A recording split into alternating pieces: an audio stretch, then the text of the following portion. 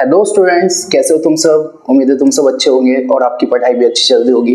बच्चों देखो, class 10th chapter number 1 maths real numbers की फर्स्ट वीडियो आई थी, जिसमें मैंने आपको इसकी एक्सरसाइज 1.1 का बेसिक इंट्रोडक्शन समझाया था, कॉन्सेप्ट और एग्जांपल्स बताए थे। The fundamental theorem of arithmetic, HCF LCM कैसे निकालते हैं, HCF into LCM equal to first number into second number, और जो पावर n वाले होते हैं जैसे 4 की power n to end with 0, ये सब क्वेश्चंस कैसे होते हैं ये सिखाया था। ठीक है, तो 1.1 का इंट्रोडक्शन था। अब 1.1 एक्सरसाइज को करेंगे हम। ठीक है, तो पहले आपको क्या करना है, पहले वीडियो पॉज करनी है, क्वेश्चन को खुद से करना है, नहीं होता तो यहाँ देखो, और अगर होता है तो भी एक बार अपना आंसर देखना और मैं जो कर रहा हूँ वो देखना, फिर मैच करना और जो अपनी गलतियां उसे ठीक करना। ठीक है, आओ शुरू करते हैं। Class 10th chapter number 1 maths का रियल नंबर्स की एक्सरसाइज 1.1 के एनसीईआरटी को सॉल्व करेंगे हम। देखो पहला क्वेश्चन क्या है, कह रहा है express each number as a product of its prime factors, मतलब जितने भी नंबर्स है ना उनके प्राइम फैक्टराइजेशन कर दो। तो मैंने कहा बच्चों देखो, पहला वाला दे रखा है 140, तो मैंने कहा जब इसकी करोगे तो इधर क्या आ गया 70, यहाँ पे कितना आ गया 35, 7 से करो यहाँ कितना आ गया 5, 5 से करो कितना आ गया 1। तो क्या मैं 140 को ऐसे लिख सकता हूँ, 2 कितनी बार है 2 बार, तो 2 का स्क्वायर। 7 कितनी बार है 1 बार, और 5 कितनी बार है 1 बार, तो हो गया 140 वाला। ठीक है, ये है 5 की पावर 1। ठीक है, ऐसे करना था। अब इसको देखो 156 को, तो इस 156 को आपने 2 से किया तो कितना आ गया 78, फिर आपने 2 से किया तो कितना आ गया 39, 13 से कर दिया कितना आ गया 3, 3 से कर दिया कितना आ गया 1। तो 156 को आप क्या लिख सकते हो, 2 कितनी बार है 2 बार, 13 1 बार और 3 1 बार। ठीक है, हो गया। अब जरा इसको देखो 3825 को देखो, तो मैंने कहा देखो बच्चों ये जो 3825 है यहाँ पे लास्ट में आप क्या है 5, तो 5 से किया तो देखो 5 7 जा, ठीक है 35, 3 बच गया इधर गया, 6 जा 30 और ये हो गया 5, फिर 5 से किया हमने 5 1 जा 5, यहाँ बच गया 2, 5 जा यहाँ बच गया 1, 153, कितना आ गया 153। अब बच्चों 153 किससे जाएगा, तो मैंने कहा 17 से जाएगा, 17 9 जा, ठीक है फिर 3, फिर 3 1। तो मैंने कहा ये जो 3825 है इसको मैं कैसे लिख सकता हूं, मैंने कहा 5 कितनी बार है 2 बार, तो 5 का स्क्वायर। 17 कितनी बार है 1 बार, और 3 कितनी बार है 2 बार, ऐसे लिख दिया हमने। ठीक है, ऐसे करना था। अब इस पे आओ, इस पे इसको देखो, तो 5005 इसको करोगे तो 5 से किया 1001, ठीक है 1001। अब मैंने कहा ये 1001 किससे जा रहा है, ये 1001 किससे जा रहा है, तो मैंने कहा बच्चों ये 1001 मैंने 3 से किया तो 3 3 9, यहाँ आ गया 1, 3 9 यहाँ आ गया 1, 1 से तो नहीं जा रहा, 3 से नहीं जा रहा। 11 से किया तो 11 9 99, एक बचा यहाँ चला गया, देखो 11 से कट रहा है, 11 9 99, एक बचा एक यहाँ आ गया, तो ये 91। ठीक है, फिर मैंने 7 से किया, 7 से तो मैंने कहा 7 1 7 और ये हो गया 13, फिर 13 से किया ये आ गया 1, तो मैंने कहा 5005 जो है वो हो गया आपका 5 की पावर 1, 11 की पावर 1, 7 की पावर 1, 13 की पावर 1। ठीक है, ये देखो 7429 और फिफ्थ को, तो मैंने कहा 7429 ये किससे जाएगा, तो बच्चों 2 से नहीं जा रहा, 3 से, 5 से, 7 से, 9 से, 11 से, किसी से नहीं जा रहा, तो पहला नंबर होगा 17 जिससे ये जाएगा, 17 से ये जाएगा। कितनी बार में जाएगा, तो 17 4 जा 68 और 4 2 6 62, 3 जा हो गया आपका 51, फिर हो गया ये 7 437, इतनी बार में जाएगा। ठीक है, अब इस 437 को आप 19 से कर दो, 19 से चला जाएगा तो यहाँ आएगा 23, और इसको किससे कर दो 23, तो ये जो 7429 है ना ये 17 इंटू 19 इंटू 23 के बराबर है। ठीक है, तो बच्चों जो फर्स्ट क्वेश्चन था उसमें जितने भी नंबर्स थे हमने उनको अपने प्राइम फैक्टर्स में तोड़ दिए। ठीक है, तो अब बच्चों क्वेश्चन नंबर 2 पे चलेंगे। ठीक है, क्वेश्चन नंबर 2 को देखो, कह रहा है find the LCM and HCF, कह रहा है find the LCM and HCF of the following pairs of integers and verify that LCM into HCF is equal to product of 2 numbers. कह रहा है कि जो मैंने इंट्रोडक्शन में आपको समझाया था कि एलसीएम एचसीएफ बराबर होता है दोनों नंबर्स के प्रोडक्ट के, देख देना इसी पे इंट्रोडक्शन है, जस्ट पिछली वीडियो। ठीक है, तो बच्चों इसको करते हैं, पहले एलसीएम और एचसीएफ निकालना है, तो मैंने कहा एक ये क्वेश्चन है, एक ये इसी को निपटा देते हैं। तो मैंने कहा 26 है, तो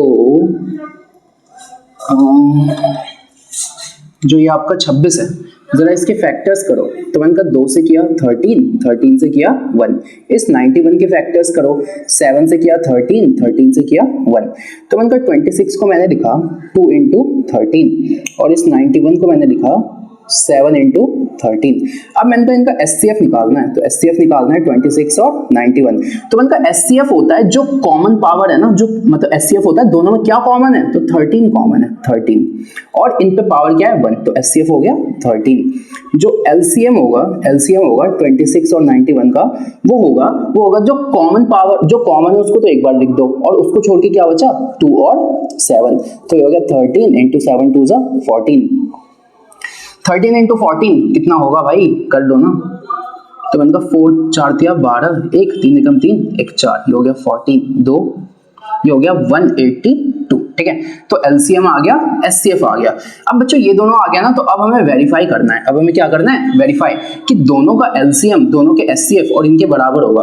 तो यहाँ पे हमें लिखना है SCF into LCM equal to first number into second. SCF कितना है 13, अच्छा LCM कितना है, LCM 182। फर्स्ट नंबर कितना है, फर्स्ट नंबर 26 और सेकंड नंबर कितना है 91। अब 26 इंटू 91 करके देखते हैं, 26 इंटू 91, तो मैंने कहा ये हो गया 26, 9 6 54, 5 9 दूनी 18 और ये हो गया 23, 6 4 2 6 2 3 6 6, ये किसके बराबर आ रहा है 2 3 6 6। अब हमें ये देखना है क्या ये भी इसके बराबर आ रहा है, यही तो चेक करते हैं इसमें। तो मैंने कहा इधर क्या लिखा हुआ है, इधर लिखा हुआ है 182 इंटू 13, 182 13, मैंने कहा 3 2 6 8 24, 2 3 एकम 3 2 5 और ये हो गया 4 2 6 8 5 13 और ये 2366, इधर भी कितना आ रहा है 2366। तो बच्चों देखो सबसे पहले हमने इसके फैक्टर्स करे, LCM निकाला, SCF निकाला और हमने चेक किया कि इन दोनों नंबर्स के SCF, इन दोनों नंबर्स के LCM जब इनका मल्टीप्लाई किया ना तो वो भी कितना आ रहा है 2366 और जब इन दोनों नंबर को मल्टीप्लाई किया वो भी कितना आ रहा है 2366। इसका मतलब है LCM into SCF equal to first number into second number, यानी हमने वेरीफाई कर दिया ना, ठीक है। तो ये पहला क्वेश्चन था, ये पहला क्वेश्चन था, देखो इसे फटाफट।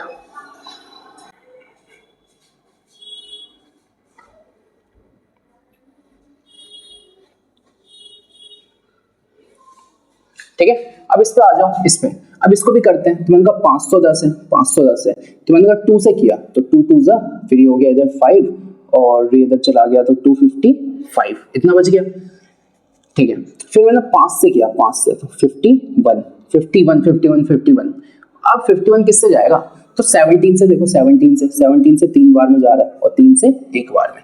92 को देखो 92, तो मैंने कहा 2 से किया तो ये कितना हो गया 46, 2 से किया 23, 23 से किया कितना आ गया 1। तो मैंने कहा बच्चों 510 को मैं लिख सकता हूँ, 510 को मैं लिख सकता हूँ 2 इंटू 5 इंटू 17 इंटू 3 और 92 को मैं लिख सकता हूँ 2 इंटू 23। अब मैंने कहा इनका SCF क्या होगा, SCF, तो मैंने कहा इनका SCF होगा, इनमें क्या कॉमन है, तो मैंने कहा 2 कॉमन है और कुछ कॉमन है नहीं, तो SCF हो गया 2। LCM क्या है, जो कॉमन है उसको तो एक बार लिख दो और बाकी सबको मल्टीप्लाई कर दो, 5 इंटू 17 इंटू 3, 5 इंटू 17 इंटू 3 और इधर क्या बच गया 2 इंटू 3, ये आपका क्या आ गया, ये आपका आ गया LCM। अब बच्चों देखो आगे ना आपको वेरीफाई करना है, आगे आपको वेरीफाई करना है कि LCM into SCF, SCF into LCM equal to first number into second. तो बच्चों कुछ नहीं करना, इन सबका मल्टीप्लाई करना है, इन सबका, और उसकी इसके साथ मल्टीप्लाई करके यहाँ पे देखना है, फिर इन दोनों नंबर्स का मल्टीप्लाई करना है और यहाँ पे देखना है, ठीक है। और फिर आपको चेक करना है कि क्या दोनों बराबर आ रहे हैं, तो बच्चों बराबर ही आएंगे, सेम ऐसा ही है, कर लोगे, ठीक है। अब इस पे आओ 336 और 54, तो मैंने कहा 336 है, इसके फैक्टर्स मैंने किया तो 2 से किया तो 2 1 जा 2, ये इधर गया तो ये हो गया 6 जा 12 और ये इधर गया 8, फिर मैंने 2 से किया 84, 2 से किया 42, 2 से किया 21, 3 से किया 7, 7 से किया 1, ठीक है।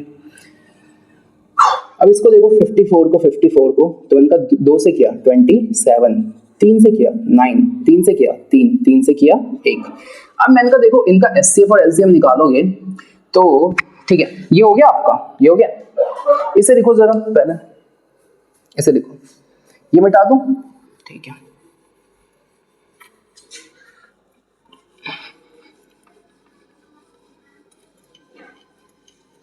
इसे कंप्लीट करते हैं। तो मैंने कहा ये 336 को क्या दिखा, 2 इंटू 2 इंटू 2, 2 इंटू 2 इंटू 2, यहाँ पे कितनी बार है, 4 बार, ठीक है। और 3 है एक बार, 7 है एक बार, और 54 को हमने कैसे दिखा, 2 into 3 into 3 into 3, 2 into 3 into 3 into 3, यही तो है। अब मैंने कहा SCF चाहिए 336 और 54 का। तो मैंने कहा जब SCF चाहिए तो जरा कॉमन देखो, एक यहाँ कॉमन है और एक यहाँ कॉमन है और कुछ कॉमन है, तो 2 इंटू 3, SCF कितना आ गया, 6। अब LCM क्या होगा, तो LCM चाहिए 336 और 54 का। तो बच्चों LCM में क्या होता है कि जो कॉमन है ना उसको तो एक बार लिखो, तो यहाँ पे 2 कॉमन है ना, 2 को एक बार, यहाँ 3 कॉमन है ना, 3 को एक बार। अब इनके अलावा कुछ कॉमन नहीं है ना, तो सबको लिख दो। तो 1 2 3, 2 कितनी बार और आ गया, 3 बार, यहाँ क्या बच गया, 7, और नीचे से ये 2 3 आ गए। वापस सुनना क्या हुआ, जो कॉमन थे ना उनको तो एक बार दिखा, और उनको छोड़ के जो जो बच गए ना उनको एक साथ लिख दिया, ठीक है। तो अब जरा इनकी मल्टीप्लाई करते हैं, देखो 2 3 जा 6, 6 2 जा 12, 12 2 जा 24, 24 2 जा 48। अब इसको रहने दो, 48 और ये कितना हो गया, 9, तो 48 इंटू 7 इंटू 9, ठीक है। तो 7 9 जा 9 7 जा 63, तो 48 इंटू 63। तो यहाँ पे मुझे 63 और 48 का मल्टीप्लाई करना है, तो 8 3 जा 24, 2 8 6 48 50, और 4 3 12, 1 6 6 24 25, 4 2 5 5 10, और ये हो गया 3024। किसके बराबर आ रहा है, 3024 के। तो बच्चों देखो इनका जो HCF है वो तो आपका 6 है, लेकिन जो इसका LCM है वो कितना आ रहा है, 3024, ठीक है। यहाँ तक क्लियर है, यहाँ तक। अब इसके आगे बच्चों, इसके आगे आपको क्या करना है, वेरीफाई करना है आपको। इसी क्वेश्चन को आगे बता रहा हूँ क्या करना है। तो इसके आगे अब आपको वेरीफाई करना है कि जो SCF इंटू LCM है वो first number into second number है क्या। तो मैंने कहा फर्स्ट नंबर ये है, सेकंड नंबर ये है, तो मैंने कहा SCF इंटू LCM क्या आ रहा है, SCF कितना है, 6 इंटू ये कितना है, 3024। जब आप इसकी मल्टीप्लाई करोगे ना तो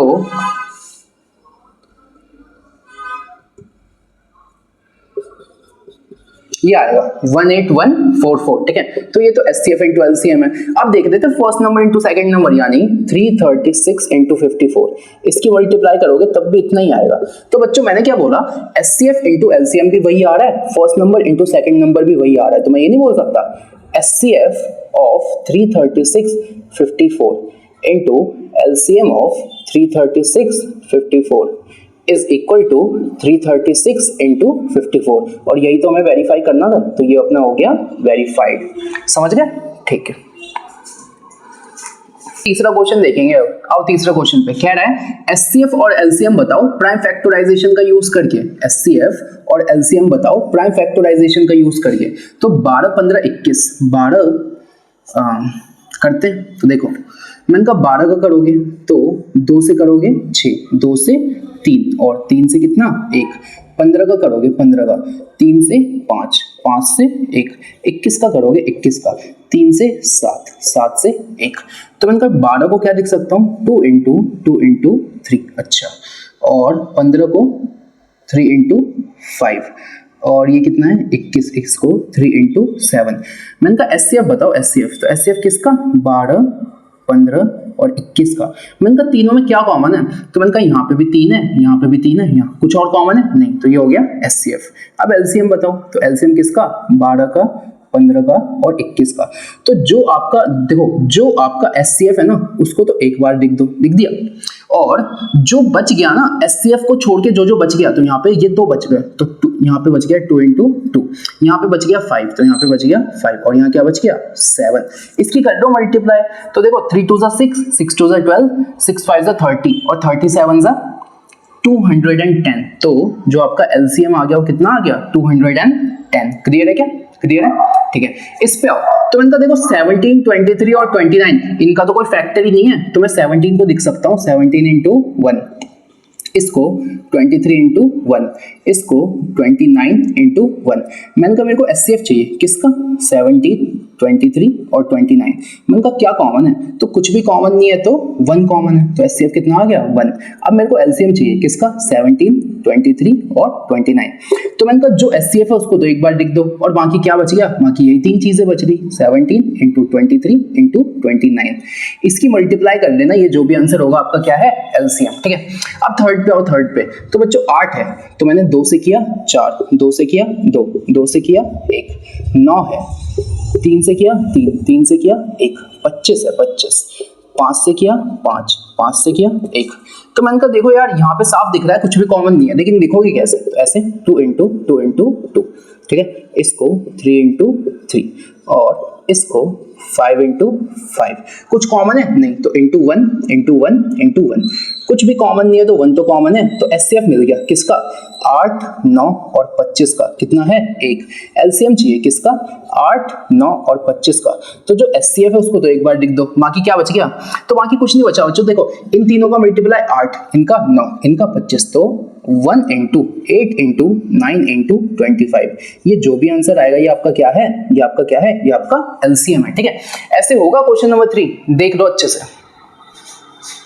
देखेंगे क्वेश्चन नंबर 4। क्वेश्चन नंबर 4 देखो क्या बोल रहा है, 306 और 657 का HCF है 9, तो LCM बताओ। तो बच्चों देखो ये कैसे होगा, याद है मैंने आपको बताया था 2 नंबरों का HCF और 2 नंबरों का LCM जब इनकी मल्टीप्लाई होती है ना, तो ये बराबर होते हैं first number into second number. तो क्वेश्चन में हमें HCF दिया है किसका, 306 और 657 का, और हमसे LCM पूछा है किसका, 306 और 657।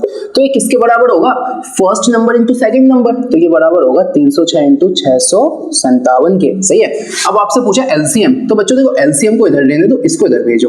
तो मैंने कहा LCM चाहिए 306 और 657। अब मैंने कहा इक्वल में क्या है, तो इक्वल में है 306 इंटू 657।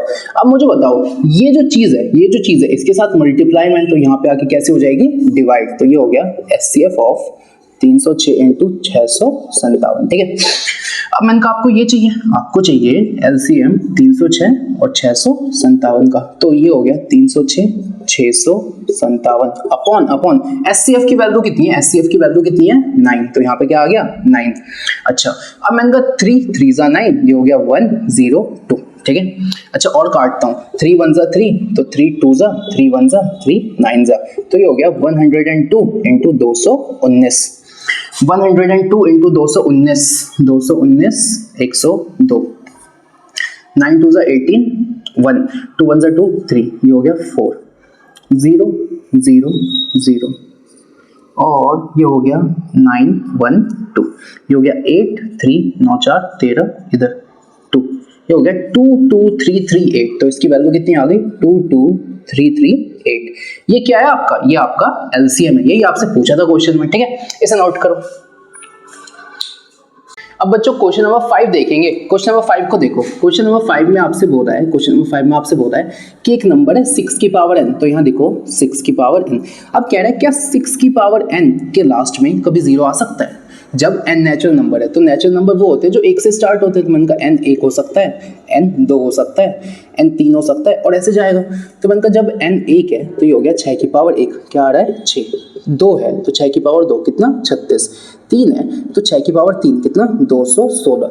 मैंने कहा n की मैं कोई भी पावर रख दूं ना, n की मैं कोई भी वैल्यू रख दूं, लास्ट में 0 तो नहीं आ रहा भाई, 6 आ रहा है, 0 तो नहीं आ रहा। तो मैंने कहा क्या n की कोई ऐसी पावर हो सकती है जिसमें जो भी नंबर आए उसके लास्ट में क्या आ जाए 0।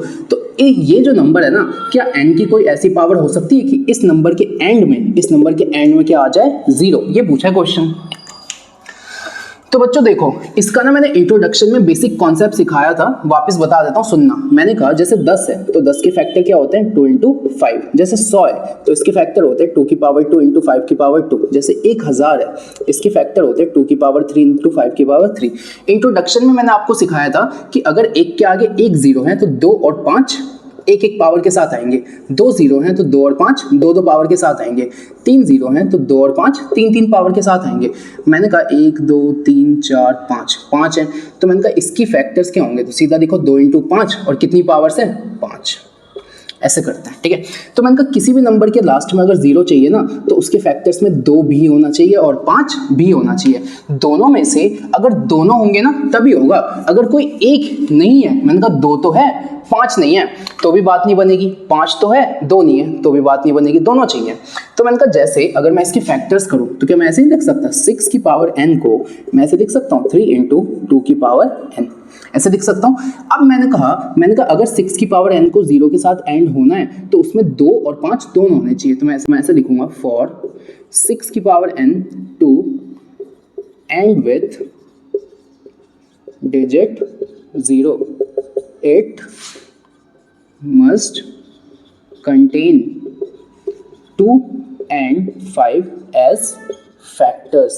लेकिन मैंने बोला कि 2 तो है 5 नहीं है, तो यहाँ पे मैं बोल सकता हूँ कि in 3 × 2 की power n 5 is not present, 5 यहाँ पे नहीं है। इस वजह से ये कभी 0 के साथ एंड नहीं होगा, hence 6 की power n can never end with 0। समझ गए? वापस सुनाओ वापस, 6 की पावर n के ये फैक्टर्स हैं, इसमें 2 तो है 5 नहीं है, 0 होने के लिए 2 और 5 दोनों होने चाहिए, इसमें 2 तो है लेकिन 5 नहीं है तो 5 इज नॉट प्रेजेंट, क्योंकि 5 नहीं है तो ये कभी 0 के साथ एंड ही नहीं होगा, बस हो गया। तो देखो क्वेश्चन नंबर 6 देखेंगे, कह रहा है कि ये बताओ कि ये वाला नंबर और ये वाला नंबर ये कंपोजिट नंबर क्यों है, एक्सप्लेन व्हाई क्यों है भाई। तो कंपोजिट नंबर बच्चों वो नंबर होते हैं जो कि एक से बड़े वैसे नंबर है जो प्राइम नहीं है, या आप ऐसे भी कह सकते हो प्राइम नंबर्स के 2 फैक्टर्स होते हैं। कितने फैक्टर्स होते हैं? 2, और वो 2 फैक्टर्स होते हैं, एक तो वो 1 होता है और एक वो खुद होता है। जैसे मैंने कहा 5 एक प्राइम नंबर है तो 5 के ना 2 ही फैक्टर होंगे, 5 को मैं लिख सकता हूँ 5 × 1, 5 के 2 फैक्टर हैं, एक फैक्टर 2 फैक्टर, और ये 2 फैक्टर भी कैसे हैं, उन 2 फैक्टर्स में से एक तो वो नंबर खुद ही है और दूसरा फैक्टर 1 है। तो प्राइम फैक्टर के 2 फैक्टर होते हैं, एक तो वो नंबर खुद ही होता है खुद ही, और एक 1 होता है, ठीक है। लेकिन जो आपके कंपोजिट नंबर होते हैं ना, कंपोजिट नंबर उसके मोर देन 2 फैक्टर्स होते हैं। कंपोजिट नंबर के 2 से ज़्यादा फैक्टर्स होते हैं, और ये जो फैक्टर्स होंगे ना ये 1 भी होगा, वो नंबर खुद भी होगा, लेकिन उसके अलावा कोई तीसरा नंबर भी होगा। जैसे मैंने आपसे बोला क्या बोला मैंने आपसे, मैंने कहा कि मान लो 9, क्या बोला मैंने 9, तो मैंने कहा 9 के अगर मैंने फैक्टर्स किए तो ऐसे हो गया। तो मैंने कहा 9 को क्या मैं 3 × 1 लिख सकता हूँ? हाँ। तो मैंने कहा देखो 9 के ना 2 फैक्टर्स नहीं है, 3 फैक्टर्स हैं, पहला दूसरा और तीसरा, और इन 3 फैक्टर्स में देखो 1 तो आ रहा है लेकिन 1 के अलावा कुछ ऐसे भी तो आ रहे हैं, हाँ या ना। जैसे मैंने कहा 5 आपका एक प्राइम था तो इसके 2 फैक्टर्स हैं, लेकिन 6 आपका प्राइम नहीं है तो इसके 3 फैक्टर्स हैं। तो ये जो 6 है ना ये प्राइम नहीं है तो ये क्या है, ये कंपोजिट है। तो देखो कंपोजिट नंबर की सिंपल सी डेफिनेशन ये होती है बच्चों, एक से बड़े वो नंबर जो प्राइम नहीं है तो क्या है, कंपोजिट है। जैसे 3 एक प्राइम नंबर है लेकिन 4 एक कंपोजिट नंबर है, 5 एक प्राइम नंबर है लेकिन 6 एक कंपोजिट नंबर है। तो कंपोजिट नंबर के ना हमें बस ये शो करना है कि इसके मोर देन 2 फैक्टर्स हैं, हमें बस सीधा ये शो करना है कि इसके मोर देन 2 फैक्टर्स हैं, बस खत्म। तो जरा सॉल्व करते हैं। तो पहला नंबर क्या है, पहला नंबर है 7 × 11 × 13 + 3। देखो बच्चों यहाँ पे भी 13 है, यहाँ पे भी 13 है, तो अगर मैंने 13 कॉमन दे दिया तो इस पूरे को देखो, अगर यहाँ से 13 चला गया तो क्या बचा, ये बचा, फिर यहाँ क्या है प्लस, लगा दो प्लस। अब यहाँ 13 था ना, 13 ही चला गया तो 1 बचा ना। अब मैंने कहा 13 ये हो गया 77 + 1, ठीक है। तो ये हो गया 13 × 78, इसकी मल्टीप्लाई करोगे तो आएगा 1014, ठीक है। अब इसको सॉल्व कर दो, इस वाले को क्या दिखा है 7 × 6 × 5 × 4 × 3 × 2 × 1 + 5। बच्चों जरा ध्यान से देखो, 5 यहाँ भी है 5 यहाँ भी है, 5 को मैंने कॉमन दे दिया। अब इस वाले पार्ट को देखो, इस वाले पार्ट को देखो, इस वाले मैंने कहा इसमें से 5 गया है ना तो 7 भी है 6 भी है, और जहाँ 5 है वहाँ 1, फिर 4 भी है 3 भी है 2 भी है 1 भी है, प्लस है तो प्लस, और 5 की जगह 5 बाहर तो अब यहाँ 1। अब मल्टीप्लाई करो, अब अगर मैं इसकी मल्टीप्लाई करूँ बच्चों तो 7 6 42 और 4 3 12 और 12 2 24। 42 और 24 की जब हम मल्टीप्लाई करेंगे तो ये आएगा 1009। किसके बराबर आएगा? 1009। और इसकी मल्टीप्लाई किससे करनी है? 5 से। इनकी मल्टीप्लाई करके देखना, यही आएगा, ठीक है। और जब इससे मल्टीप्लाई करूंगा तो आएगा 5045, ठीक है। मल्टीप्लाई तो कर ही सकते हो बच्चों, यहां तक देखो जल्दी,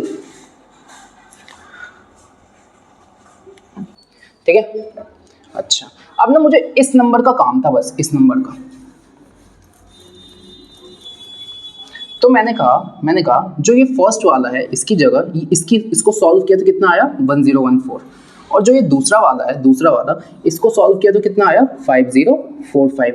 अब मैंने कहा देखो क्वेश्चन घुमा फिरा के क्यों पूछा था? क्वेश्चन हमें सीधा ये दे देता। क्वेश्चन ने कहा ये लो भाई, इसको ना पहले सॉल्व करके नंबर्स बनाओ। नंबर्स बना दिया, अब तुम प्रूफ करो कि इन नंबर्स के 2 से ज्यादा फैक्टर है। जैसे ही तुमने प्रूफ किया ना कि इन नंबर्स के 2 से ज्यादा फैक्टर है, सीधा सीधा हो गया कि ये दोनों कंपोजिट नंबर है और ये इसकी वैल्यू है, ये इसकी वैल्यू है। तो अगर ये दोनों कंपोजिट नंबर है तो ये दोनों भी तो कंपोजिट नंबर हो गए। यही प्रूफ करना था। तो मैंने कहा इसके फैक्टर्स किए 1014 के, 2 से किए 507, ठीक है। और 507 किससे जाएगा? तो ये 3 से चला जाएगा। 3 1 जा 3, ये हो गया 20, 6 जा 18, 9, फिर ये चला गया 13 से, ठीक है। अब इसके तो ये 5045 है, 5045। इसको जब मैंने 5 से किया तो कितना आया? 1009। कितना आ गया? 1009। अब ये 1009 किससे जाएगा? तो मैंने कहा 3 3 जा 19, 7 1 7 3 2। तो बच्चों ये किसी से नहीं जा रहा है, ये एक प्राइम नंबर है तो इसी से जाएगा 1009। तो 1004 को मैं कैसे दिख सकता हूँ? इसको ऐसे दिख सकता हूँ, 2 into 3 into 13 into 13। अब मैंने ये बात प्रूफ कर दी कि इसके 2 से ज्यादा फैक्टर्स हैं। तो मैंने क्या प्रूफ कर दिया? इसके मोर देन 2 फैक्टर्स हैं। और जिसके मोर देन 2 फैक्टर्स होते हैं वो क्या होता है? Composite number. वो क्या होता है? Composite number. तो बच्चों ये कंपोजिट नंबर हो गया क्या? और ये इसकी वैल्यू थी इसकी, तो ये भी तो कंपोजिट नंबर हो गया। प्रूफ हुआ। अब इसको देखो, इसको मैंने कहा 5045 कैसे दिखोगे? 5 into 1009 ऐसे दिख दिया। अब मैंने कहा कुछ नहीं है तो आगे 1 तो लगा सकते हो। अब मैंने कहा इसके 3 फैक्टर है, 1 2 3, तो मैंने इसकी बोला मोर देन 2 फैक्टर्स, ठीक है। तो क्योंकि इसके मोर देन 2 फैक्टर्स है, यानी आज से ये भी क्या हो गया? Composite number. सीधा सीधा कंपोजिट नंबर 1 से बड़े वो नंबर होते हैं जो प्राइम नहीं है। तो ऐसे हमने दिख दिया मोर देन 2 फैक्टर्स, इसलिए कंपोजिट नंबर। तो अगर ये कंपोजिट नंबर है तो ये इसकी वैल्यू थी, यानी ये भी कंपोजिट नंबर है। अगर ये कंपोजिट नंबर है तो ये इसकी वैल्यू थी, यानी ये दोनों भी कंपोजिट नंबर हो गए। हमने ये कैसे हुए इस बात को एक्सप्लेन कर दिया, ठीक है। देखो तो इसको ना आप एक और तरीके से बता सकते थे। मैंने कहा इसके 2 से ज्यादा फैक्टर्स तो हैं, लेकिन बच्चों जो हमने फैक्टर्स देखे हैं ये फैक्टर्स इस नंबर के अलावा है ना। तो मैं ये भी लिख सकता था इसके मोर देन 2 फैक्टर्स तो हैं, और जो इसके फैक्टर्स हैं ना, फैक्टर्स डिफरेंट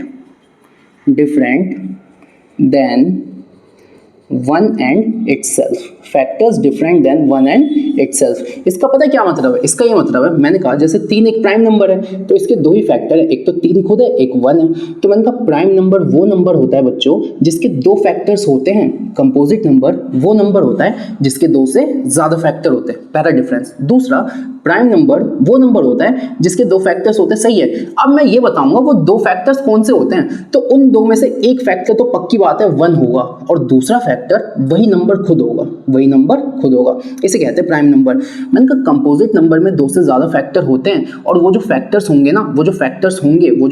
होंगे वो एक या उस नंबर के अलावा होंगे। जैसे यहाँ पे जो 2 फैक्टर्स थे ना, वो या तो एक था या वो नंबर खुद था। लेकिन जो यहाँ पे फैक्टर्स होंगे ना, देखो जरा इन फैक्टर्स को देखो, 2 3 13, ये फैक्टर्स ना एक है, ये फैक्टर्स एक भी नहीं है, और ये नंबर खुद भी नहीं है। तो मैंने कहा कंपोजिट नंबर में 2 से ज्यादा फैक्टर्स होंगे, और ये जो फैक्टर्स है ना तो ये 1 होंगे और ना ये वही नंबर होंगे। लेकिन प्राइम नंबर में जो 2 फैक्टर होंगे ना, उसमें से एक तो 1 होगा, एक वो नंबर खुद होगा। समझ गए?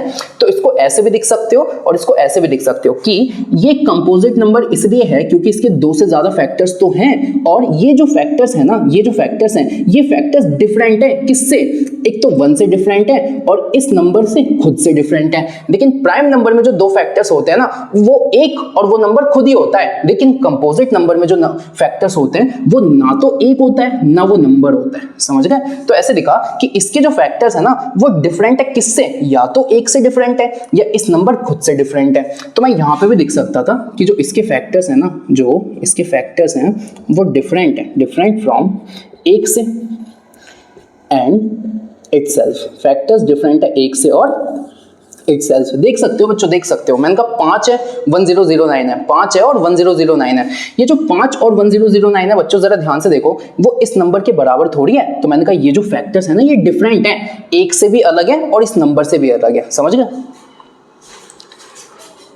बच्चों? लास्ट क्वेश्चन देखते हैं, एक्सरसाइज 1.1 का आखिरी क्वेश्चन। देखो क्वेश्चन नंबर 7 क्या कह रहा है, ये बहुत बड़ी सी कहानी लिखी हुई है, मैं समझा देता हूँ। क्या है, एक सर्कुलर पार्क है, मतलब एक पार्क है सर्कल की शेप का, ठीक है। और मान लो ये उसका कोई स्टार्टिंग पॉइंट है। दो लोग हैं, एक का नाम है रवि, एक का नाम है सोनिया। ये दोनों यहाँ से स्टार्ट करते हैं और सेम डायरेक्शन में जाते हैं, सेम डायरेक्शन में, और घूम के यहाँ आ जाते हैं। जब रवि एक राउंड कंप्लीट करता है तो उसको 12 मिनट का टाइम लगता है एक राउंड घूमने में और वापस वहीं आने में। सोनिया को यही सेम एक राउंड घूमने में कितना टाइम लगता है, 18 मिनट में, ठीक है। अब आपसे ये कह रहा है कि इसका मतलब आपको ये दिख रहा है रवि जल्दी घूम जा रहा है और सोनिया को टाइम लग रहा है। इसका मतलब रवि फास्टर है। रवि कैसा है, फास्टर। और सोनिया कैसी है सोनिया कैसी है, स्लोअर। समझ आ गया? अच्छा अब जरा ध्यान से समझो, आपसे क्वेश्चन में ये बोल रहा है कि देखो भाई दोनों ने यहाँ से भागना शुरू किया, रवि तेज तेज भागेगा, सोनिया धीरे धीरे भागेगी। तो वो कौन सा टाइम है, वो कौन सा टाइम है जब वो दोनों वापस इसी पॉइंट पे मिल जाएंगे। समझे? तो आप बोलोगे भैया पता नहीं, दौड़ते रहेंगे कभी ना कभी तो मिल जाएंगे। तो सुनो, इसका मैथमेटिकल जवाब है, मैं समझाता हूँ कैसे। देखो मैंने कहा अगर मैं रवि को देखूं तो जब उसने फर्स्ट राउंड लगाया होगा तो उसको कितना टाइम लगा होगा, 12 मिनट। जब उसने सेकंड राउंड लगाया होगा तो टोटल उसको कितना टाइम हो गया होगा, 24 मिनट। जब उसने थर्ड राउंड लगाया होगा तो अब कितना टाइम हो गया होगा, 36 मिनट। जब फोर्थ राउंड लगाया होगा तो देखो ना, हर एक राउंड के बाद मैं 12 मिनट्स ऐड कर देता हूँ। कितना ऐड कर देता हूँ, 12 मिनट्स। मैंने कहा अगर मैं एक राउंड 12 मिनट में लगा रहा हूं तो टोटल 2 राउंड 24 मिनट में लगाऊंगा, टोटल 3 राउंड 36 मिनट में लगाऊंगा। समझ आ रहा है? सेम। अब मैंने कहा सोनिया को देखो, सोनिया को, तो सोनिया पहला राउंड लगा रही है 18 मिनट में। अब इसके बाद अगला राउंड भी 18 में लगाएगी तो 18 और 18 कितना हो गया, 36। जो अगला राउंड है वो लगाएगी 54 में। सही है? तो मैंने कहा एक बात बताओ, सोनिया और रवि में आपको कुछ कॉमन दिख रहा है? तो आप बोलोगे 36 को देखो, 36 को, 36 यहाँ भी है और यहाँ भी।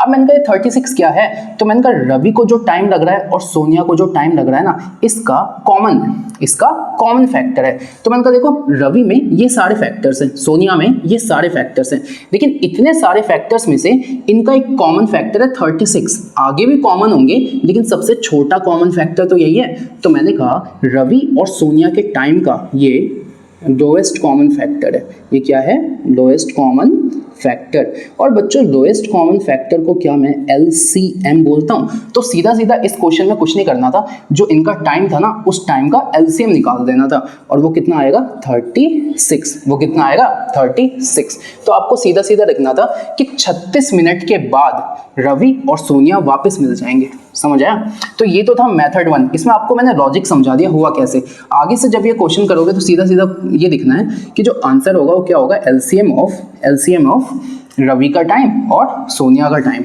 तो LCM ऑफ 12 एंड 18। अब मैंने कहा 12 को मैं कैसे लिखूंगा, 2 इंटू 3, और 18 को कैसे लिखूंगा, तो 18 को लिखूंगा 2 इंटू 3। अब इसका LCM चाहिए, क्या चाहिए, LCM। तो मैंने कहा देखो ये कॉमन फैक्टर है, LCM चाहिए किसका, 12 और 18 का। तो 2 आ गया, 3 आ गया, ये आ गया। अब इसके अलावा 2 और 3 एक और बचे, तो 2 और 3 एक और, 2 2 ज़ा 4, देखो 2 2 ज़ा 4, 3 3 ज़ा 9, तो 9 4 ज़ा कितना आ गया, 36 मिनट। तो बच्चों देखो ये तो था लॉजिक का पार्ट, ये तो मैं आपको समझा रहा था कि हम LCM करा क्यों हमने। आपको एग्जाम में ये दिखना है, ये आपके समझने के लिए था, ये आपके समझने का पार्ट था, और ये वो पार्ट है जिसको आप एग्जाम में करोगे। समझ आया आपको? समझ आया? तो सीधा सीधा जब भी सेम टाइम की बात है, कुछ नहीं करना, टाइम का एलसीएम निकाल दो, आंसर आ जाएगा। ठीक है, तो बच्चों यहाँ पे 1.1 अपनी खत्म होती है। पढ़ाई करते रहिए, ऑल द वेरी बेस्ट। इसके बाद सेकंड वीडियो, थर्ड वीडियो आएगी, जल्दी आएगी, तब तक इसे देखो, फिर मिलते हैं बहुत जल्दी। All the best.